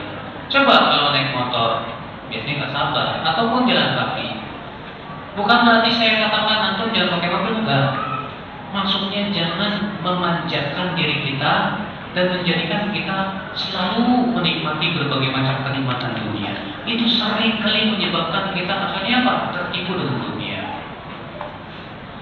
Iya. Tapi biasakan kita puasa. Kalau kita bisa puasa, rasakan lapar. Gimana pedihnya lapar? Orang-orang miskin, masya Allah susah.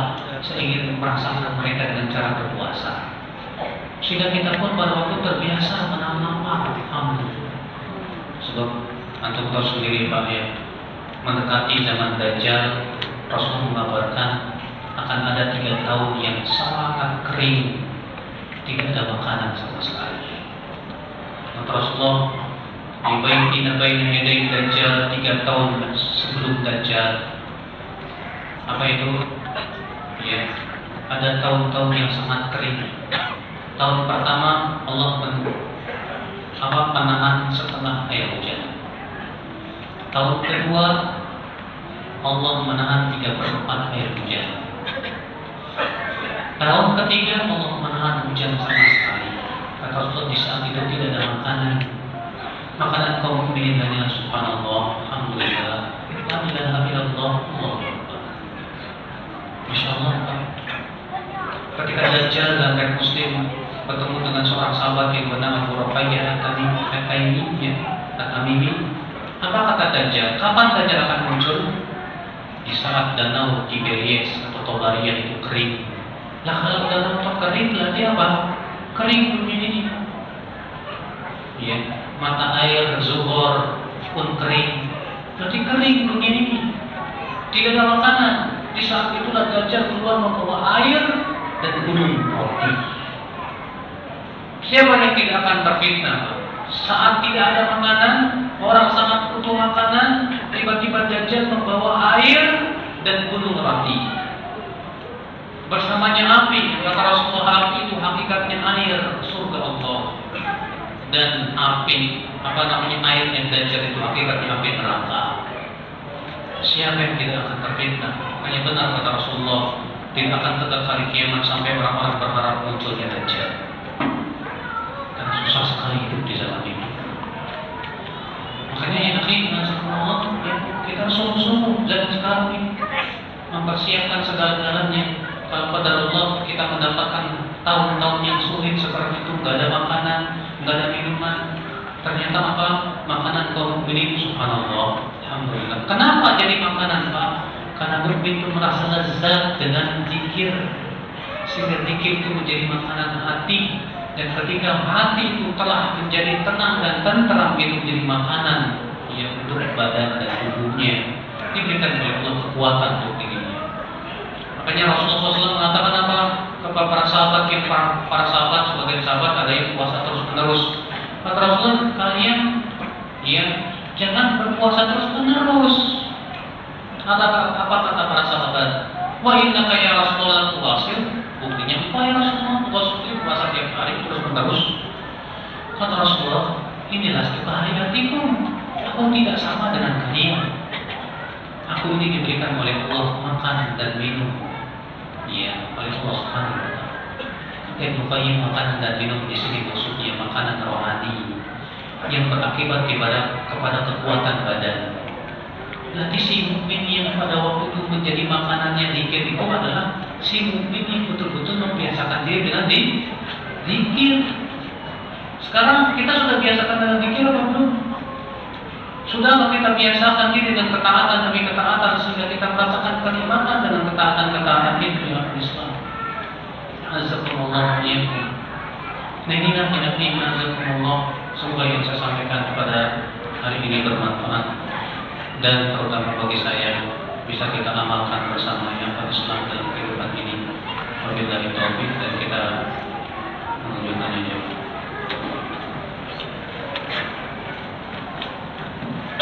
Sepasang suami istri mualaf masuk Islam, apakah wajib menikah ulang lagi? Tidak wajib.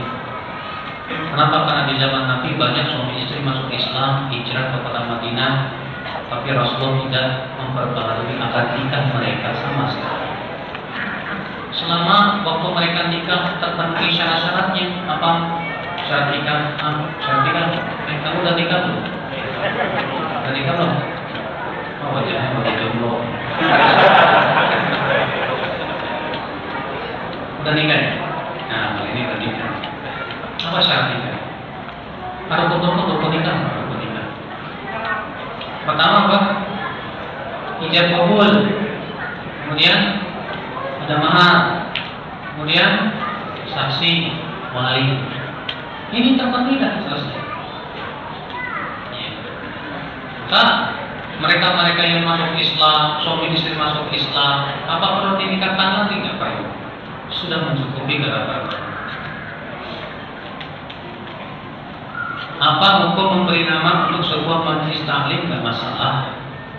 Ya, perkara yang seperti ini tidak diingkari oleh para ulama.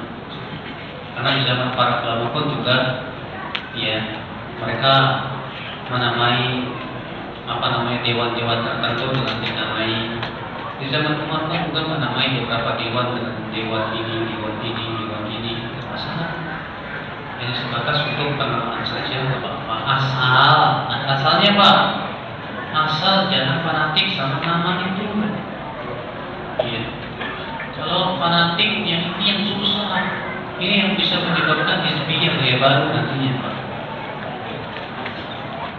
Bagaimana sih Ustaz cara memilih ulama?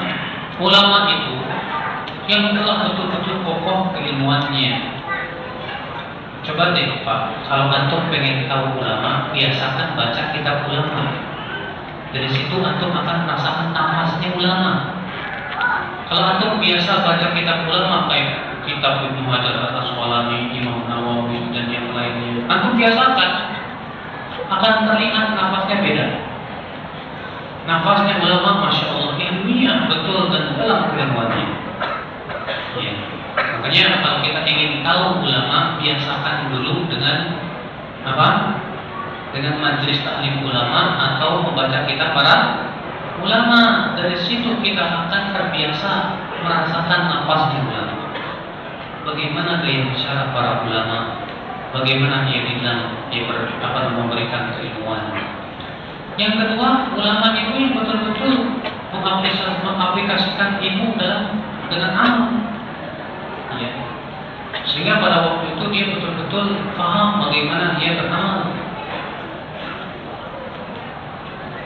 Ustaz, karena masih awam, pemikiran apa sih yang salah dengan Imam Ghazali itu?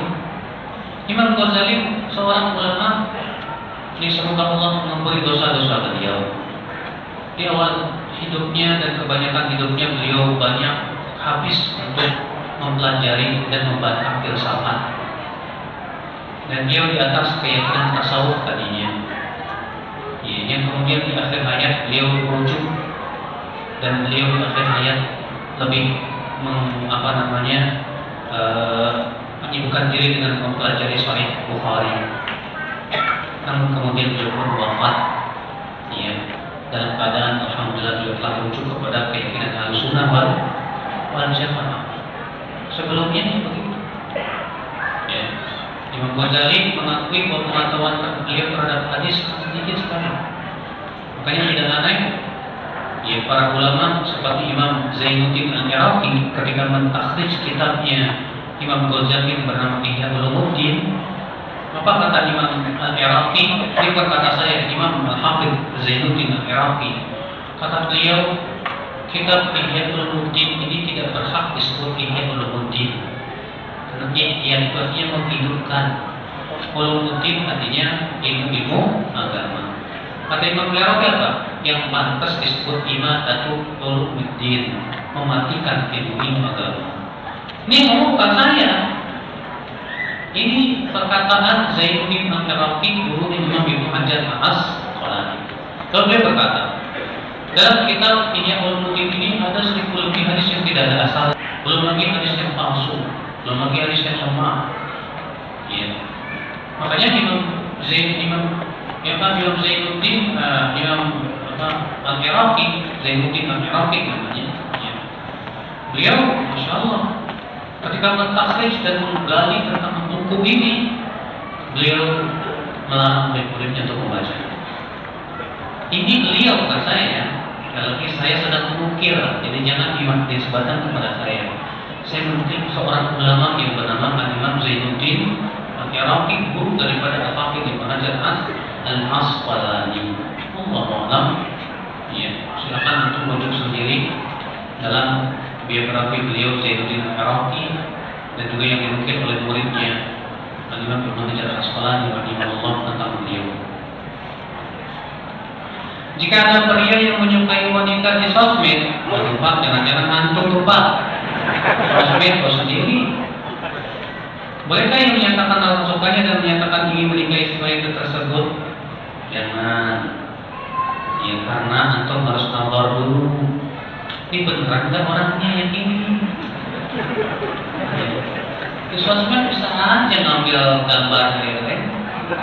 Oh, kelihatan cantik banget, masya Allah. Ternyata bukan dia. Ya. Atau bilang ke dia, oh maaf, saya boleh nazar nantinya. Saya berminat, saya masih lajang nanti masih lajang. Nazar anak ke rumahnya. Pas dilihat, oh jempol semua. Ya, orang tertipu. Ada seorang ikhwan yang bilang ke saya Ustaz nyesal. Kenapa? Saya kenalan sama istri saya dari sosmed Ustaz. Iya. Sekarang sudah nikah, sekarang saya nyesal kenapa saya nikah sama dia. Emang kenalnya dari mana? Sosmed. Ya, tak siapa? Rasul yang nyuruh kan mundur ilaina, lihat langsung ke orangnya. Bukan kenalan di sosmed, langsung lihat orangnya. Kemudian tanya saudara-saudaranya bagaimana ibunya dan yang lainnya. Makanya ya, dalam sosmed itu banyak ketipu Pak, ketipu.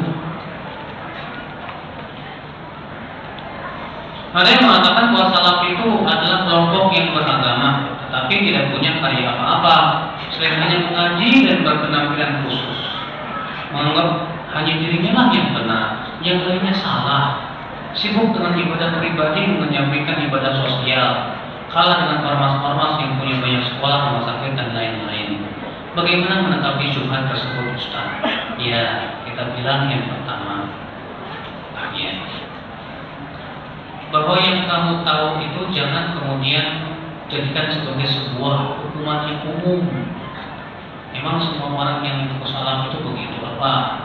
Kerjaannya cuma begitu, nggak mau peduli sosial, nggak mau dengan kata siapa. Mungkin kebetulan aja kamu temukan kayak gituan. Ya. Banyak juga alhamdulillah yang mereka dia di atas sunnah salaf, tapi mereka bersosial dan kiprah dia untuk membangun masyarakat di tempat yang luar biasa. Ente-entenya aja nggak tahu. Ya, ini yang pertama. Yang kedua, kalau kita alhamdulillah nggak pernah laporan sama ente. Kalau ente suka laporan ke orang-orang, ini saya sudah berbuat begini, ini saya sudah berbuat. Kenapa? Karena kepentingan ente supaya dipilih banyak orang suka sama ente kan? Kalau kita nggak perlu mas, kalau kita mah cukup Allah yang tahu. Ya. Yang ketiga, masalah menuntut ilmu itu yang diperintahkan oleh Allah dan Rasulnya. Sekarang kamu hendak menyelesaikan berbagai macam problematika dengan tanpa ilmu, bagaimana? Apakah mungkin problem itu akan hilang hanya sebatas dengan semangat dan semangat? Kita bersikap dan menyikapi segala sesuatu dengan ilmu, Pak. Dengan apa?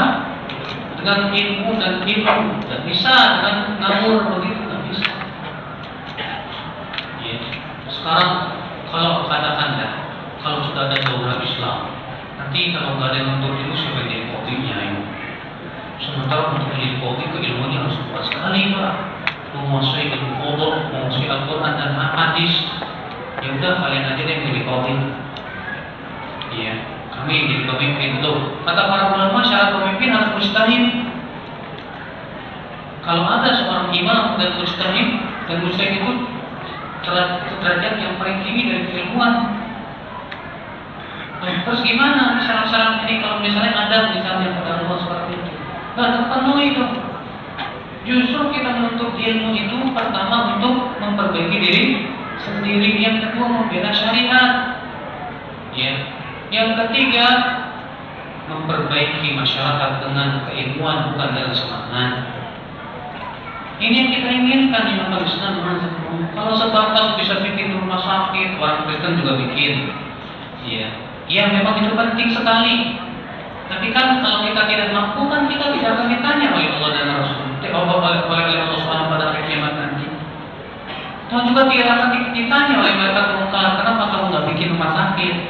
Nggak bikin yang lainnya. Kalau kita nggak mampu ya gimana lagi? Ya, Allah berfirman, la yukallifullahu nafsan illa. Allah tidak membebani jiwa kecuali sesuai dengan kemampuan. Yang kemampuannya begini begitu gimana? Kita sudah berusaha alhamdulillah bikin radio, televisi, ya berusaha untuk mengimbangi media-media yang menyesatkan yang lainnya. Juga alhamdulillah kita berusaha untuk membuat sekolah-sekolah dan yang lainnya. Kita membuat rumah sakit, tapi kan keterbatasan dana dan yang lainnya gimana ya saudara? Ya. Kita tidak akan ditanya oleh Allah kecuali sesuai dengan kemampuan saja yang dapat selama. Adapun perkataan Anda yang mengatakan Salafi itu merasa dirinya paling benar, kita katakan mas, merasa diri benar itu fitrah manusia mas. Ya kan? Kalau ada orang berkata kepada itu, kamu jangan merasa paling benar sendiri ya. Bilang ke dia, kamu ngomong itu merasa benar gak? Hah? Bilang ke dia, kamu ngomong itu merasa benar? Ya benar. Ya udah. Nanti juga merasa paling benar sendiri, tahu? Merasa benar itu jangan ada orang begini. Siapa sih di dunia orang yang merasa sesat sendiri, Pak? Gak ada di dunia orang yang mengatakan saya merasa paling sesat sendiri. Gak ada. Fir'aun saja nggak merasa dirinya sesat kok. Fir'aun berkata, qala Fir'aun ma uriikum illa ma amara wa ma ahdikum illa sabila rasyad. Berkata Fir'aun, aku tidak memandang untuk kalian kecuali yang aku pandang baik, dan aku tidak membimbing kalian kecuali kepada jalan kebenaran. Loh, yang ngomong siapa? Fir'aun nggak merasa dirinya sesat kok. Betapa sulitnya Anda ketika Anda selalu berkata jangan merasa benar sendiri. Nanti antum kalau sholat Allahu Akbar di dada, kita bilang ke dia jangan merasa benar sendiri. Turun ke bawah, jangan merasa benar sendiri. Nah, terus yang benar yang mana ya? Pusing kok. Nah, biarin aja dia pusing. Orang kayak gitu kan biasanya kalau dia ketahuan. Dia sebetulnya lagi bingung, tapi kemudian mencetuskan ide-ide yang kuno. Makanya kalau ada orang yang berkata, jangan kamu merasa benar sendiri, biarin, itu orang lagi bingung. Kalau kita alhamdulillah nggak bingung, kita sudah tahu kebenaran. Jadi kita jangan terpengaruh oleh orang yang lagi bingung begitu. Itu orang lagi bingung. Dia tidak tahu mana yang hak dan mana yang batil. Karena dia tidak tahu, akhirnya puyeng. Ya, mumet pikirannya, akhirnya ngomongnya begitu. Udahlah, kamu usah merasa benar sendiri. Ya, Allah Subhanahu wa Ta'ala.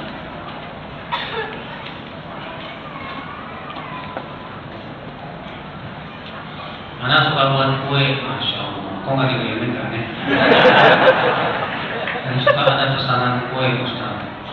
Suatu hari terima pesanan kue. Tapi anak tidak tahu kalau kue tersebut buat acara yang tidak syar'i. Ya Allah, ngapain antum minta tahu, cari tahu, tak usah. Antum nggak usah nanya ini kue buat apa. Antum itu belum. Umar bin Khattab radhiyallahu anhu pernah sedang berjalan bersama temannya. Masuk sholat. Rupanya Umar melihat ada sebuah air yang keluar dari rumah. Maka Umar pun hendak berwudu dengan air itu. Apa kata temannya? Hai, yang punya rumah, beritahu ini air apa? Kata Umar, hai yang punya rumah, jangan beritahu. Kamu itu gimana? Ini menyesalkan aja. Kalau ada orang pesan kue, ya udah pesan bikinin aja, nggak usah nanya buat apa. Itu namanya kepo.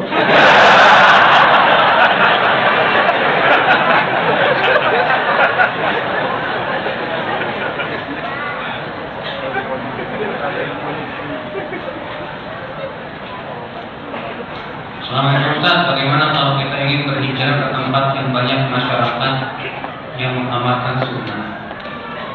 Karena tetangga yang sekarang banyak sekali pertengkaran antar tetangga. Walaupun dengan konsekuensi mengeluarkan harta yang cukup banyak, sedangkan kami dalam keadaan pas-pasan. Ya, kalau memang antum tidak bisa untuk beribadah kepada Allah di tempat tersebut dan khawatir pun keluarga dan anak-anak pun akan terpengaruh, silahkan cari tempat yang bisa menyelamatkan agama kita. Ya. Makanya dalam kisah orang yang sudah membunuh 100 jiwa itu, kemudian datang kepada ulama untuk bertanya apakah masih ada pintu taubat, apa kata ulama itu? Tinggalkan negeri kamu yang buruk, pergilah ke negeri yang di sana banyak orang-orang saleh, fakutillah ma'amu, beribadah kepada Allah bersama mereka.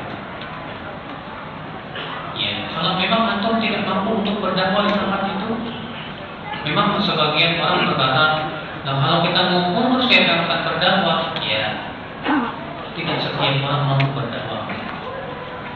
Ada orang mampu berdakwah, ada yang tidak mampu berdakwah, ada yang mampu bergaul, ada yang tidak mampu bergaul.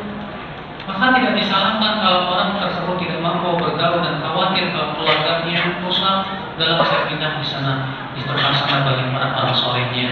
Saya ingin beribadah kepada Allah bersama orang-orang soleh tersebut. Silakan. Kalau memang di tempat antum itu antum tidak bisa beribadah kepada Allah dengan sempurna, ya silakan saja, nggak masalah.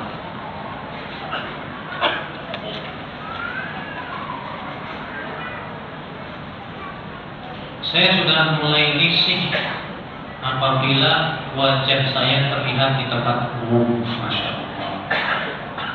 Izin untuk memakai cadar, tapi tak diizinkan suami karena dia takut disorot orang. Dosakah saya bila tetap memakai cadar saat berada di luar rumah, Ustaz, tak bersama suami? Tidak berdosa. Memakai cadar itu hukumnya sunnah. Maka kalau pas ada suami di luar pakai cadar, tapi tak ada suami yang gimana lagi? Daripada berantem, ya buka aja, nanti setiap ada orang lewat tutup pakai apa? Pakai kan kerudungnya agak panjang kan? Ya pakai kerudung tutup, seperti ini aja. Atau pakai masker, pura-pura pakai masker, gitu.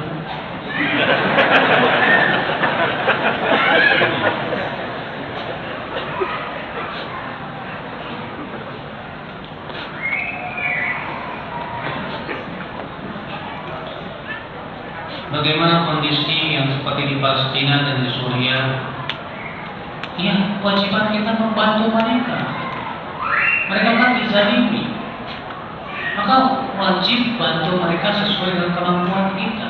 Kata Rasulullah, unsur akhaka zaliman aw madhuban. Bantulah saudaramu yang zalim atau yang dizalimi. Kata para sahabat, ya Rasulullah, bagaimana membantu orang? Kalau membantu orang yang dizalimi, kami tahu. Bagaimana kami membantu orang yang zalim? Kata Rasulullah, itu kamu cegah dari kezalimannya. Kita lihat di Palestina, di Suriah, mereka Masya Allah, mereka saudara-saudara kita, sama Muslim. Kita bantu semaksimal mungkin. Ya, dengan harta, alhamdulillah kalau bisa dengan harta. Ya, dengan doa, alhamdulillah doakan. Mudah-mudahan dengan doa-doa kita Allah tolong mereka. Ya.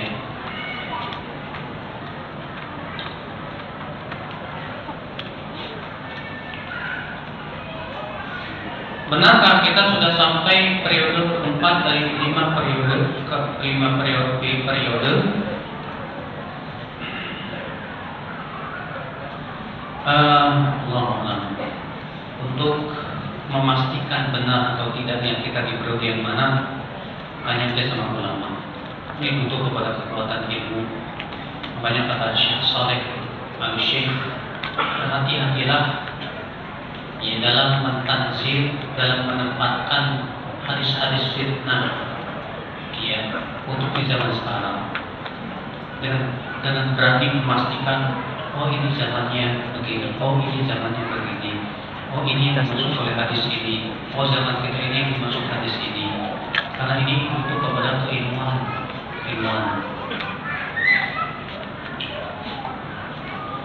Apa sih Ustaz yang dimaksud dengan ikhlas dalam beribadah? Apakah nggak boleh beribadah mengharapkan surga? Boleh. Pak, surga itu adalah keridhaan Allah. Maka kalau kita beribadah mengharapkan surga, silakan. Ini tercela. Kenapa? Karena surga itu bentuk daripada keridhaan Allah Subhanahu wa ta'ala. Jadi ikhlas itu hakikatnya adalah mengharapkan keridhaan Allah Subhanahu wa ta'ala. Maka keridhaan Allah itu konsekuensinya apa? Berupa pahala dan surga. Maka kalau seorang beramal soleh karena mengharapkan pahala, boleh. Karena pahala itu adalah dari keridhaan Allah Subhanahu wa ta'ala. Sebagaimana Rasul bersabda, "Man shoma Ramadhana imanan wa ihtisaban, ghufira lahu ma taqaddama min dhanbi." Siapa yang puasa Ramadan karena iman dan berharap pahala, maka akan diampuni dosa-dosanya yang telah lalu karena iman dan berharap pahala. Jadi itu ikhlas. Di perkuliahan ada seorang dosen yang kerap kali mengeluarkan kata-kata yang menyakitkan dan memojokkan Islam. Padahal mayoritas di kelas saya Muslim. Saya sangat merasa marah setiap kali dosen tersebut berkata-kata memojokkan atau bahkan menjadikan Islam yang sebagai lelucon. Apa yang sebaiknya saya atau teman-teman Muslim lakukan? Ya, laporkan ke polisi. Ini sebagai apa? Yang dijerat dengan undang-undang penistaan agama. Rekam itu hasil rekamannya kasih ke polisi. Pak, kami mau melaporkan Bapak dosen ini penistaan agama, menjelek-jelekan agama. Makanya antum kalau dia lagi bawa rekaman tuh, jadi ada bukti yang kuat. Bawa rekaman, ya, rekam yang benar, yang baik, sehingga antum punya bukti-bukti yang kuat. Ternyata, ya, laporkan ini penistaan agama, biar dia masukin 17 ke penjara sekalian. Ya.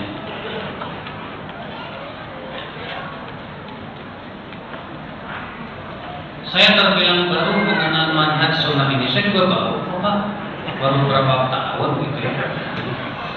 Teman dan keluarga melihat saya aneh. Ya kalau antum dianggap aneh karena menghapus. Kenapa? Karena Nabi mengatakan Islam itu dimulai dalam keadaan apa? Asing, dan akan menjadi orang asing itu terlihat aneh. Maka antum alhamdulillah kalau dianggap aneh. Ya.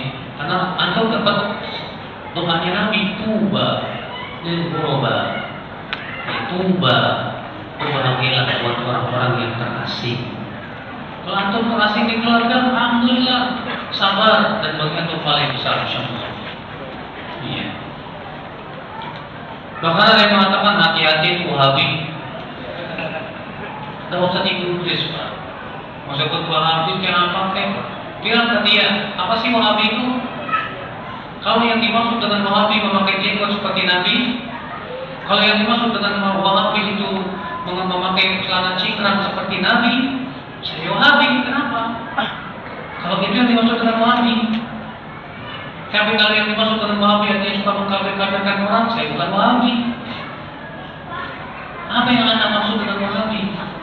Iya, tanya ke mereka. Barangkali itu Pak, ya sebatas orang berjenggot di atas mata kaki Wahabi. Nanti Nabi Muhammad Wahabi kan? Karena yang mensyariatkan jenggot siapa? Rasulullah. Yang mensyariatkan cingkrang di atas mata kaki siapa? Rasulullah Sallallahu Alaihi Wasallam. Hadisnya jelas tegas. Iya, Allah musta'an. Sabar. Kalau antum itu dituduh Wahabi, sabar aja. Nggak usah takut. Di belakang membicarakan saya, biarin aja. Pahalanya buat antum, insyaallah. Iya. Antum dibicarakan sama mereka, dijelek-jelekan sama mereka, diketahui sama mereka, itu sebetulnya pahala buat antum. Antum sabar. Iya. Jadi menyikapinya bagaimana? Menyikapinya tetap berakhlak yang mulia, tetap tersenyum kepada mereka, tetap berbuat baik kepada mereka. Biar mereka lihat nih, saya yang kamu ucap Wahabi, alhamdulillah saya punya akhlak. Alhamdulillah saya tetap menjaga silaturahim. Iya. Apa doa yang membuat kita tetap bisa berpegang teguh kepada agama? Doanya seperti yang Rasulullah SAW mintakan, ya muqallibal qulub, tsabbit qalbi ala dinik. Ya wahai yang membolak-balikan hati, kuatkan, kokohkan hatiku ini di atas agama. Itu yang Rasulullah selalu ucapkan.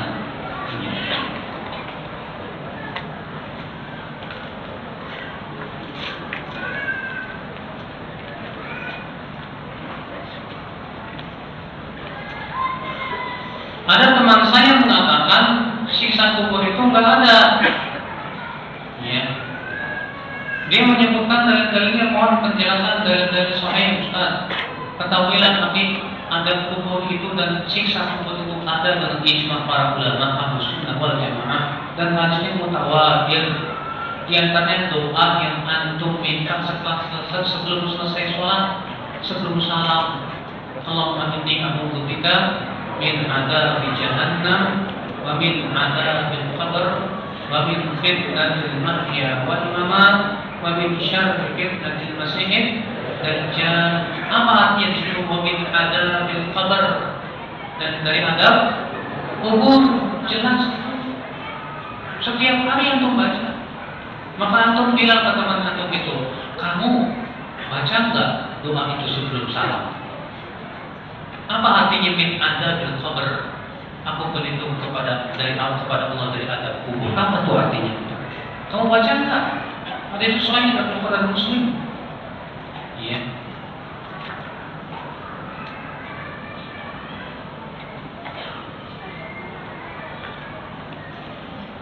Istilah lohor boleh nggak Ustaz? Untuk kubur biasanya orang Sunda yang bilang lohor.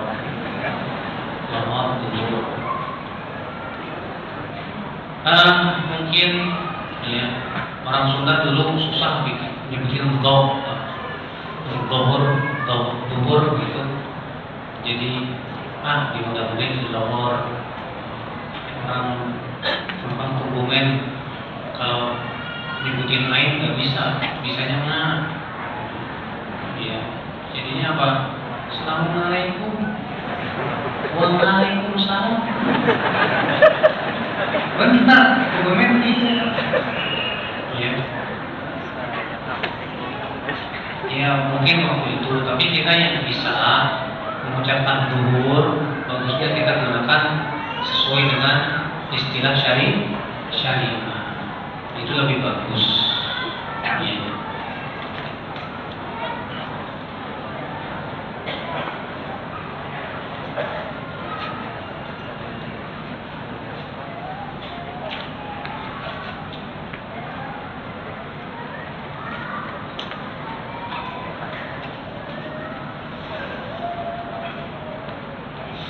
Apakah termasuk syubhat apabila kita tanpa sengaja mendengarkan teman kita sedang berbicara menceritakan aib orang lain kepada teman yang lain? Kalau antum mendengarkan seperti itu langsung tegur, akhi, jangan suka menghibah orang haram. Jangan antum karena nggak sengaja dengar, akhirnya didengerin. Wah, jadi ikut-ikutan. Ya, hati-hati. Atau pun jangan didiamkan, jadi akhirnya jadi setan bisu.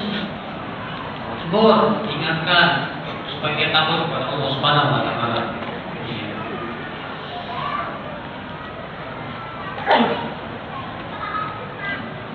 Saya mau tanyakan apakah benar sekarang sudah termasuk zamannya akhir zaman? Memang betul akhir zaman kita ini. Kalau kita katakan kita ini akhir zaman, betul. Ya, kita termasuk akhir zaman. Dan umat Islam itu termasuk umat yang paling terakhir. Kata Rasulullah, antum wal akhirun al-awwalun yaumal qiyamah. Kalian yang paling terakhir, tapi kalian yang paling pertama nanti pada hari kiamat. Kalau Rasulullah mengabarkan waktu sitan baina yadisa, hitung ada 6 tanda hari kiamat. Yang pertama, kematian, tanda hari kiamat. Nah, itu kematian Rasulullah tanda hari kiamat gimana kita? Ya, Rasulullah ucapkan itu 1400 tahun yang lalu lebih. Ya, maka kalau kita katakan kita akhir zaman, betul. Ya. Tapi apakah kita yang akan menghadapi berbagai macam kekekalutan di saat dajjal muncul? Mudah-mudahan tidak dapat.